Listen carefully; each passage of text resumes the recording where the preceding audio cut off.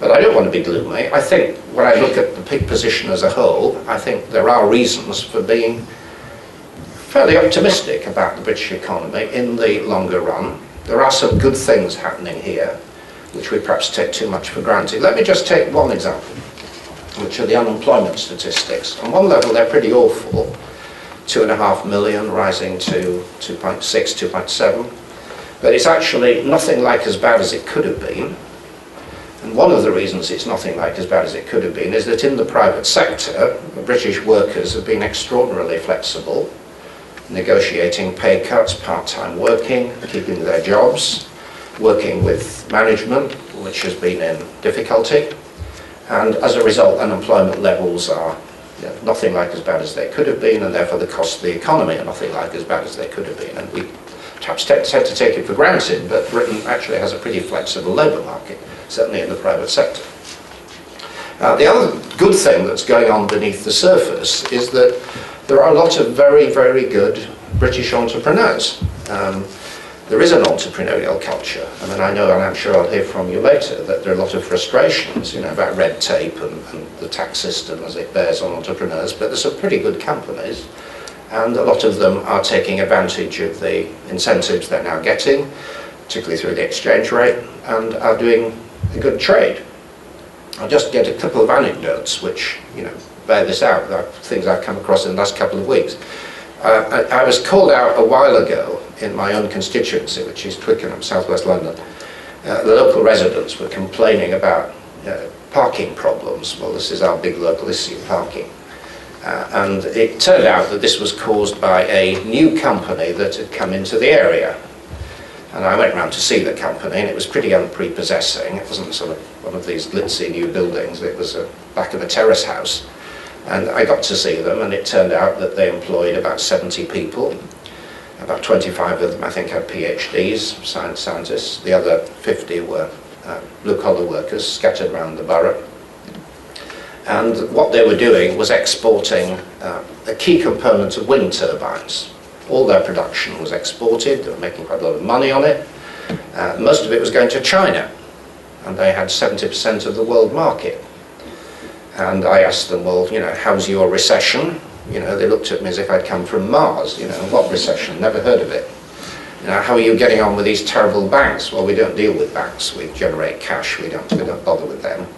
And there are a lot of companies like that are positioned very well in the market. They've got good cash flow, and they're pretty positive, and they've got their intellectual property rights and lots of good people working for them.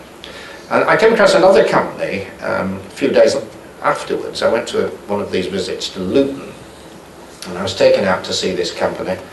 There's a guy who ran it who made a small fortune in bond dealing in the city, I think, and got fed up with that, wanted to do something useful with his life. So he'd set up a factory, and he'd got an invention which was using non-recyclable plastics and converting it into plywood substitutes.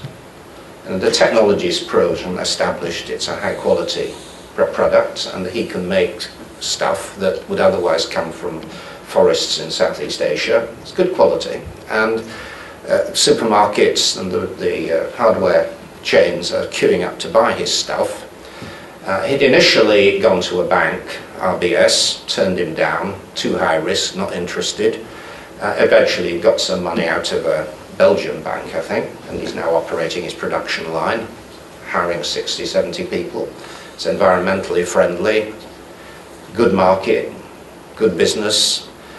He's had a lot of hassle from the banks, but he's sorted it out and he's now expanding. And I'm sure if I went around this area, we would find people with stories like that. And that's what gives me hope that at the end of all this, there is potentially light and a source of optimism. But let me just try and bring what I say to a conclusion by suggesting what I think governments now have to do, and then we'll open this up. First of all, I think the first priority, if happen to be in number 11 Downing Street in a few weeks' time, you can make your own judgments as to the likelihood of that, but let's imagine for a moment, suspend your doubts and just imagine it. What would I do? I think the first thing has to be done is to sort out the banks. major problem. You can't operate in a proper economy without credit, particularly in the business sector. You can't do it. And so they've got to be given a fresh mandate. After all, these are semi-nationalised banks. They depend on the taxpayers' guarantee. They've got to serve the interests of the national economy. We've discovered in the last few days that RBS and Lloyds are actually breaking their legally binding lending agreements. They pretend there isn't any demand, but that's ludicrous. If you set the hurdle high enough, of course people can't jump over it. So they've got to have a set of lending criteria which enables them to support British business. At the moment they're not doing it. We then got to look at breaking up the banks. You cannot have a banking system that is so big and underwritten by the taxpayer so that if they collapse, you've all got to bail them out. I mean, the problem of too big to fail, which is repeatedly made by the Governor of the Bank of England, is a very real one. And they are going to have to be broken up, and politicians are going to have the courage to take them on. And that's going to be a major item for the next few years. So that's the first task. Second task, which is also pretty immediate, which is getting a clear steer on how we deal with the public finances. I mean, it is very serious. The markets do have to be given confidence. What I've been trying to do on behalf of my party is to set out much more explicitly than politicians are comfortable with some of those major areas of public spending that are going to have to be cut, and they are going to have to be cut. And we've been itemising them. And, you have to have a tough policy on public sector pay. It's unavoidable. And we've suggested an absolute maximum of £8 a week, £400 a year across the public sector. And nobody gets more than that. You curb in that way sort of upper reach pay in the civil service.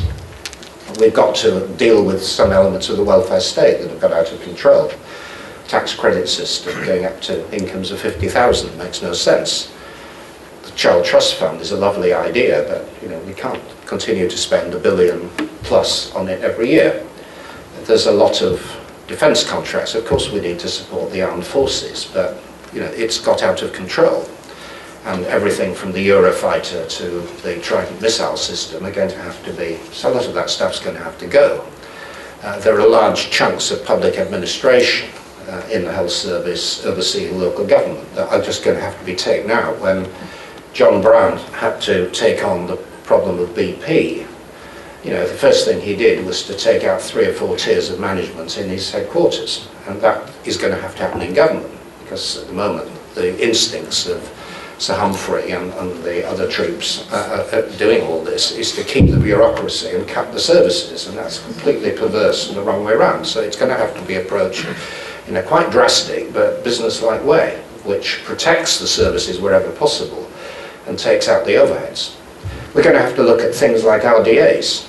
I know that some people are fans of these things, but is it justified to spend vast amounts of taxpayers' money on them, given the questionable return, particularly on prosperous parts of the UK? So those are some of the things that are going to have to happen.